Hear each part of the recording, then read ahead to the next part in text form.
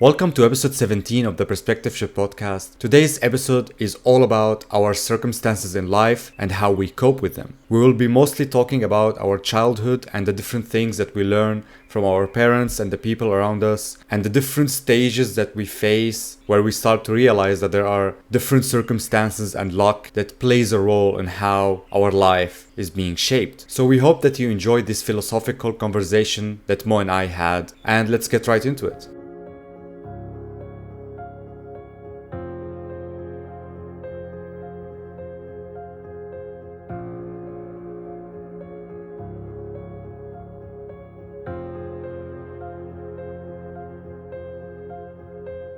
What was your bubble like?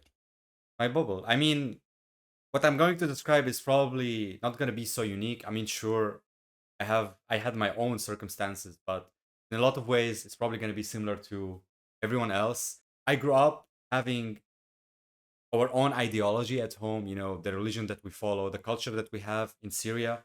My parents taught me things about the world, and I grew up in a very politically oriented household that we think that there are certain people that we should like and other people that we shouldn't, and so on.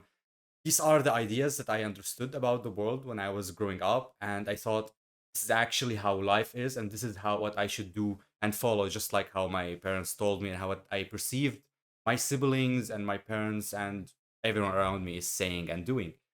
Yeah, I thought that actually all people thought in the same way, and my opinions about things are everyone's opinions. This is basically it. So I would throw the question back at you. How was your experience? I think it's quite similar. I also didn't have anything special going on. It was just like your average day to day life, you know, all over the place. Not in messy, chaotic way, but just like, normal family, normal circumstances. Not rich, not poor, nothing really extraordinary or nothing really special at all. Just an average family living in an average life with their own beliefs, just like anyone else, you know. At that moment, did you know that you were an average family, or is this something that you realized maybe later? Being rich, being poor. Because in my growing up, I didn't realize these things. So in my circle of relatives and friends, maybe as well, I've noticed that there's other families that was a bit younger, like from a younger age. I remember around the age of 6, 7, maybe 8, when I start realizing, okay, like there's other families, there's this, but like we're nothing really special. We're just your average good kind of family in one way or another. And of course, the ideologies that I learned, the thought process, the way that I perceive things, what was important to me, what was not important to me. This is what I thought would be the norm for everyone else in this world. Yeah. So, growing up, I always behaved in the way that I believed to be right. Sure. And I always expected everyone else to behave in the same way because, after all, that was my bubble and that was how I perceived the norm to be. Yeah. And that was also my upbringing. But of course, at some point, the time comes when you realize that this is not the case and that there is definitely, most certainly as well, other circumstances, other families, Yeah. other beliefs, other ideologies, other way of thinking, different perceptions of the world. And then you start, of course, kind of questioning your Absolutely. bubble. Like, how did I get into this bubble? What is going You on? start to compare as well. I believe before you start to compare, you start having sort of an existential crisis. Oh. Because what you had defined for yourself as the norm turned out to be not the norm. And then that's where like all these stuff that you've built up start crumbling. But I would think Then the existential crisis would lead you to comparing and questioning things. But at the beginning, in early years of your life, when these things start happening around you and you start noticing more things around you, that's when you start kind of not believing what you used to believe Sure, in sure. anymore. But I do think it's a process that happens slowly. my earliest memory of uh, knowing that I have opinions and everything. As I told you, I thought everyone believed in the same thing. Everyone thought about the same things. And even when my parents maybe told me you shouldn't like these type of people and stuff, I thought that they're all not real people in a sense. Like these people are the enemy or whatever, but they didn't really exist in it. It's like a story in a way because I didn't realize at that moment that these are individuals, these are human beings that have their own narratives and story, and maybe they have the same opinion about us as people in the area that we grow up in the ideologies that we have. So before that moment, I was not realizing anything. I was just living in my bubble. And then the moment of realization started for me when I started to get absorbed in American movies, Hollywood movies, and even English movies, just generally media and entertainment that was not related to my own country or Arabic countries in general. So I got absorbed in these stories because they were completely different from what I have learned from the people around me and from my family. So that's where I started to think about things and realize that people have completely different circumstances and they think about completely different things. And just because I have certain opinions doesn't mean they are true. And that's where I start to compare myself with others and others with me and so on. So I would say this is when the moment of realization started for me. It's mostly being exposed to the internet and different external media in a way, which was like when I was, I don't know, 10, 11 years old. Yeah, I can relate to that, to be honest. I guess for me, it was also something similar around the age of, I don't know, 11, 12, 13, somewhere in between is when I started watching movies, external sources, like you said, that connected me to people from, well, around the globe. Around the world. Yeah. It wasn't just like my country or my city anymore. It was just like people all over the world. And of course, for me, gaming, online gaming specifically, played a huge role in that. I remember when I started gaming at the beginning, and there was a lot of things that were still like that I had taken from my bubble with me into the way that I was describing it or presenting myself. Your core beliefs, in a sense. Exactly. And then with time, I started realizing that it's not just where I grew up with. The world is more vast and there's a lot more things going on. Yeah. There's all kind of different people, and It's we kinda all know shocking. it. It's kind of shocking at that. And then exactly, and then that's when I started even behaving a bit differently, and then that got everyone around me to be like, you're acting a bit different. What is the they start questioning it? I can relate. Yeah. Whether they're questioning it in a good or bad reasoning or manner. That questioning that they do when you are at a younger age reflects onto you as well in the manner that you're not certain of who you are anymore. And like I mentioned before, this existential crisis that you get at that age kind of leads you to. It can happen in many different ways, Like it's not like the way that it happened to me is how it happens to everybody. But at least what happened to me, or in my case, it was that I started getting my existential crisis, and then from there on, I started going into or asking, questioning, and contemplating life and pondering about the circumstance that we're born in, how this and how that works, and why is it like this and why is it like that. And then from there on, you start kind of craving. Sorry, not craving, carving your path outside of that bubble. Yeah. Slowly. And it takes it takes long years. It does. It takes long years. But at the same time, as you move on through that path, as you go on further and further, the more that you find things that are interesting, different works actually. Different than what you have. Exactly. They're different, and if you're curious about them and you start wanting to learn about them, that's when they start becoming a bit interesting, But yeah, I wanted to get back at you and ask you, how was it for you getting out of that bubble? For me, it was a very turbulent journey. Like, I remember when I started to have the existential crisis, at that moment, I still had my beliefs from my family and everything. I still had that in the back of my mind, but I was still questioning everything, and that's when I started to rebel, to behave more like individuals that I saw in music videos on MTV or in different movies that I liked, because I thought they were more interesting people than what I have learned. So I started to travel at that age, and when I was 18, that's when the war started to happen, and at some point I left my family. I went to Europe on my own. I was still in this like rebel phase of like not being able to decide what I want in life and what do I actually believe in, because that's where I realized that people have different opinions and maybe the truth is nowhere to be found. We're just questioning things. I just knew that people had at that point different luck and circumstances, but why? I just thought that life was not fair. Why are there people who are dying in this place and people who are living very happily in another place? I had my belief that there's a God and who is just not being fairly amongst people, and that that's where I had a lot of rage in me, I guess.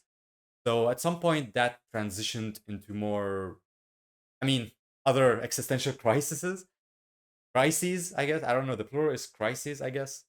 Maybe. Probably. I'm gonna check that out later. You probably crisis doesn't sound right. Yeah, I think But crises. anyways, I think crises.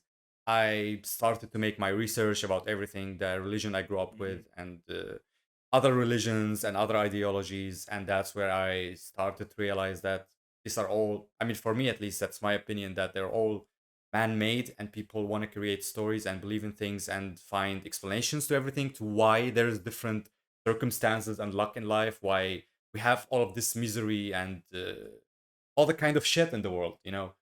And I just eventually reached my conclusion that brought me peace, that life is not fair, life can be hard, and fucked up things happen. Everyone has different luck and circumstances, and I just started to accept that. yeah, I've also had similar experiences. My journey was not probably as turbulent as yours because I kind of know your journey to a certain degree. Mine was simply like I said before, when I started gaming and I started realizing that there's other circumstances, there's other people, there's other kind of lives. That's when I slowly started kind of opening up to the world. But of course, that led to my existential crisis, which led to another one and yet another one. Probably just like everybody else, to be honest. Yeah, yeah, I'm starting to believe. I just that, wanted to say that. exactly. I'm starting to believe that it's just like the human experience overall, especially when you're a bit younger and you start, like we've talked about this before, the circle that represents your surroundings, your communities, and how it starts expanding. And then every time it expands, you kind of have like to input the data in your brain, and that takes some time, and that causes issues with it, and then Yeah. solves some issues with it as well. But yeah, More questions lead to more questions. exactly. It's a never ending loop of Yeah. questions at the end of the day. But yeah, it just went till few years ago, I would say, to be honest, even a part of me still kind of wanted to keep on believing that what I grew up with was the norm and the correct kind of life. Maybe because if, it's if safe. you want to call it. It's safe. to- Exactly. It's what you're used to, It's how you grew up, and then if you're kind of denying that, then you're kind of denying a huge part of who you are. That's why that was my initiate phase as well. I guess. Exactly. But at some point, I kind of just came to terms with that there is a lot more in this life to what we experience ourselves, to what we are aware of. There's a lot of randomness in it, and life doesn't have to be fair the way people perceive fairness to be. When I say life doesn't have to be fair, I don't mean that life is cruel or life has to be cruel. I just mean that we always think, because think about it like this, we always think when we start comparing ourselves to other people. Well, there's always the question, which is, why is it me and why is it not to them? Yeah. Mhm. And we start perceiving, interpreting, and even asking this question with the hope or with the intention to know or to say that life is unfair to me, but it's generous to others. But that's not really. But it's not an answer. Like, there's no answer. It's not even just this. It's like it's not that life is not fair. It's just that these are the It's just the way circumstances. it is. But Exactly. And but you're not aware. We can also to forget that we're not aware of what are the circumstances of the other person. We just know that there are circumstances in this category, you know. So like for example, say, I don't know, let's take relationships. It's the first thing that's coming up in my head. Your girlfriend, ex-girlfriend cheated on you, and then suddenly you were single, and then you have other friends who are dating right now or have been in a relationship, and their girlfriends didn't do that to them, and then you start asking yourself, why is it my girlfriend that cheated on me? Why is it not their girlfriends that cheated on them? You know what I mean? But it's not that, you know, this is something that's been forced upon you. It's just something that happened, and then there's no point in comparing or asking, or and then I don't know, like in simple words, because I don't want to keep on going around it again and again and again. In simple words, I just I've come to terms with the fact that life doesn't have to be fair.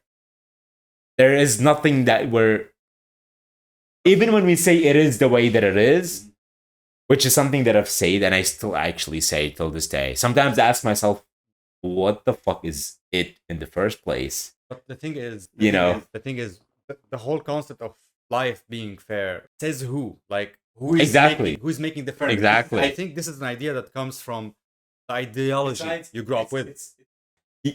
For me, it's even a step further than this. You're blaming like You're blaming something. you're saying that life has to be, you know, or someone told you that life has to be this or that. But then the question that keeps on coming in my brain, which is really hard to formulate, to be honest, or to put in words, is like you're talking about life as if life is something that's controllable, or as if life is something that just happens or something. You know what I This mean? is what we believe, but Exactly. this is where we. Like when you say the word life, what do you mean? What do you mean? But, You know what I- we think there's a lot of things that are controllable, and that's why we have this weird relationship with luck. I mean, at least in our culture, luck is a very taboo topic because you shouldn't believe that luck determines things, but there's something bigger that is writing everything or doing everything, and there's a bigger plan. But if you say that, oh, luck is determining everything, that's a very dangerous thing to think about because what do you mean luck determines everything? So everyone who is It denies the denies its randomness. This like it's a something that a lot of people don't want to accept that it plays a huge role on the things that are happening in their lives. And this is what took me a long time to accept. This is why my journey was turbulent. This is why I had these different stages that at the beginning I was just not realizing how luck works or understanding it, but with time I was like, just the way it is, you know, and bad shit happens. If you don't have this understanding of luck, I think it's that's where it can be. That's where you have more misery and you blame people and you blame things and you dwell on your problems like why me, why isn't this person, why did I have this bad circumstances and unfortunate events, or the other way, why am I so lucky to have all of this, you know, I had rich parents, I had it easy, I had everything going well for me, I never had problems like other people describe and so on. So it can go both ways where you yeah, definitely. We've both mentioned luck multiple times so far. We've both talked about luck, and it came up in a way that well, it's part of life. But I just want to ask and make sure that we are all on the same page here. In what way would you define luck in relation to the topic that we've had so far? Because we all know what luck is overall. You know, luck is just luck. You know, when you throw a dice, you can get any of the numbers. But the luck that we're talking about here, or the luck that we've mentioned so far, is a little bit different kind of luck. I would say it is. I mean, exactly. So I kind of just want to make sure that we and everyone who's watching knows what kind of luck we're talking about exactly. So how would you go about it and define it? I mean, I remember as a kid how I defined luck, the way I perceived it, just like as you mentioned, that you roll a dice and you get a result. Maybe you get number 6 and you win a prize, or you get number 1 and you don't win anything. So, what determined this result? if you believe that there is an entity somewhere bigger than us that is writing everything and determining everything, then this concept of luck doesn't exist. Yeah. So I think it's a concept that is absolutely man-made and doesn't really exist in nature. But the way I define it now is that things happen in a way that we perceive it as random in nature, but it is not really random. You know, one thing leads to the next. The way the clouds gather and then it starts to rain and then a storm starts in a place and then move on to another place. There are little things that are happening one by one that led to this event, but it is so complicated for us to comprehend. So we just say luck. That's the way I perceive it. That it is something that happens in nature, whether someone is born, someone is dying in this moment, an accident happened. There's a lot of factors that are playing a role. Why did we reach that conclusion in a certain story that our brain just can't comprehend? So we just call it bad luck, bad moment. Like could have went the other way, but just happened the way it happened. So, what is your perspective on it? I agree with the part of what you were talking Mhm. about. The other part of what you were talking about, I would personally definitely not relate it to luck.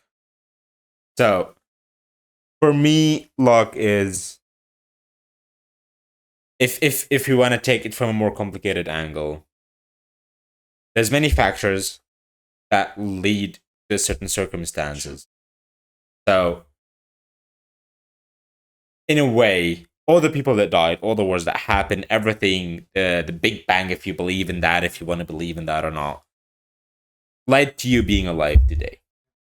Now, all because all of these circumstances and all of these events happen, led to you being alive today and being born today. It happened in a certain way at the right Exactly. time. And But now that's where I would integrate luck into the equation, and I would say you were born to this family purely due to luck. The fact that you were born in this family is luck because the circumstances that happened before that led to your parents getting married, dating, starting a relationship, family, whatever it is. I feel like these circumstances or these events are stuff that you can backtrack. The main way that I define luck is that you were born to this family. This is the family that you were born within. This is the country that you were born into. This is the war. This is the time. This is the year. I feel like these are this is kind of luck. But what led you to this moment or what led to you being born, the events are somewhat backtrackable, Sure, if that's sure, even a yeah. term. So, for example, when you were talking about the clouds, gathering and moving, I feel like that's not entirely luck because there is reasons to why this is happening by science. When you apply science Yeah, and you but try to why? understand why the clouds gathered here right now at this time, at this moment, and why the clouds are moving in this direction, there is scientific But reasons. there are still some randomness in it when the wind sometimes directly Definitely, suddenly shifts definitely, direction. definitely. I want to just ask you a question. Why do you think that weather apps still can't predict the weather 100%? Because there are still factors that we can't really Yeah, measure. exactly. But the way that I look at it is like when luck. So like in this equation, I don't feel like luck is the biggest factor. I feel like luck is just like a small. It's what we can comprehend, I guess. I don't know if Our brain can handle it. just to clarify, when I'm talking this way, I'm just assuming that the science that we've got right now is correct. So assuming that the science and the knowledge and the wisdom that we've got is correct, Maybe then it's not enough. sure, it probably is not. I'm almost certain that it's not, to be honest. But I'm not a scientist, so I can't even say this. But regardless, the way the clouds form, for example, if we're gonna stick to that example, there is scientific reasoning behind it. Luck plays a role, but I feel like luck is not a big part of the equation. The bigger part of the equation is the scientific reasoning to why this is happening. Luck comes into the equation when the science says that the clouds are moving in this direction, but suddenly, because of other factors, other scientific reasoning, something shifted, unexpectedly shifted, and changed the direction of the clouds. That's when kind of luck comes into the equation. But I think But it's even also that, not luck because there's also factors behind this it. is what I mean. Like, Exactly. I think So- luck is a concept that we have because there are bigger things that we can't comprehend. So we need this factor to say happened because of luck. Because how do you explain it otherwise? You can't. So you need something to say, something to explain. But I think objectively, maybe there is nothing that is we can define as luck. To be honest, the way that I like to look at it, which is going to take us a little bit off topic, but I feel like this discussion so far has been back and forth in many different angles. Regardless, I mean, that's what happens with a lot of philosophical topics. I guess. exactly. I don't like to look at luck as luck. I don't like to look at luck that much either. To be honest, I've mentioned this before, and I like to look at it as like these are the cards that you were dealt in life. How are you going to play the game? Yeah, like you can't control it because exactly, you can't control it. exactly. And then usually I also add something in between the lines of you can't just say it's bad luck, or you can't just say that it's good luck.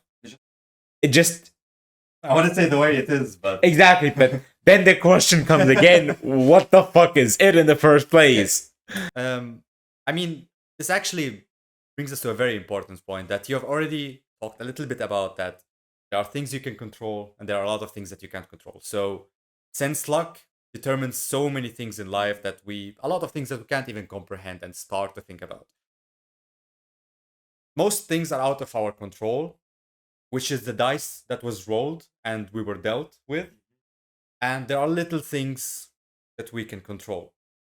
But I think to start realizing what things we can control to adjust our lives, to improve our lives, we need to accept the dice that we were dealt, the things that we can't control, and stop forcing ourselves to control them because we just can't. But this is something that most of us don't realize and can't stop doing. We keep trying to blame other people. We keep trying to justify what happened. It's a way of trying to control all of these events, but you can't. So what do we do then? How do we accept our fate? How do we accept our roll of dice? I'm gonna give a little bit of a cringe answer here by letting go. Letting go of imagine you're white forward. You're just a white sheet, and you've been just writing stuff down in it, forming who you are, then having these strict beliefs of this is how life should, this is who I am, this is how I perceive the world and whatnot. This sheet is what's gonna lead you, or these definitions or whatever you've filled into that board are what's gonna lead you to, wanting to control things. Because, this is who I am, this is how the world should be, and suddenly it's different, and then this and that, and then I don't know what to do, and then I'm going to strive to control it. I'm not minimizing anything or belittling anyone or anything. The second that you decide to let go, to throw away that board, that white sheet that you've been holding on to for probably as long as you've been alive, Mm-hmm. and you look at yourself as if you were naked, nothing, as if you were just dust, I would even add. That's when you decide or you realize that you can't control anything, that there's nothing to control in the first place, there's nothing to blame, and whether it's luck, whether it's factors, whether circumstances, whatever it is, the second that you just, it's really hard to describe, okay? Because when you let go, then of course the question arises, which is, what am I then, or who am I then? or even what am I letting go of? It's hard to answer. But when you come up with your answer and you decide to let go, that's when things, I feel like, they change. And of course, the important thing to remember is that when you let go, you're not letting go in order to find something else to hold on into. You're just letting go. You're basically just trying to have an open awareness and like to when something happens, whether it's good or bad, to not get too attached to it and just trying to observe it and as the way it is, whatever it is. And that's when you're like letting go even of things that are still happening, not only things that happened in the past, but it's a process of letting go. You don't just, as you said, you don't let go of things and then trying to hold on to other things. You let go of what happened in the past, and you learn, practice how to let go of things that are happening even in the moment right now. Most things are out of our control, and there are little things that we can maybe adjust, change to we just adapt to the dice that we were dealt and see what we can do from there. So I would say that's all for today. Thank you for watching this episode. If you reached the end, maybe this was a bit more philosophical than usual, but it's a topic that is hard to approach differently. So we hope that you got something out of it. And if you have any kind of feedback, please let us know. Thank you for watching, and we'll See you in the next one.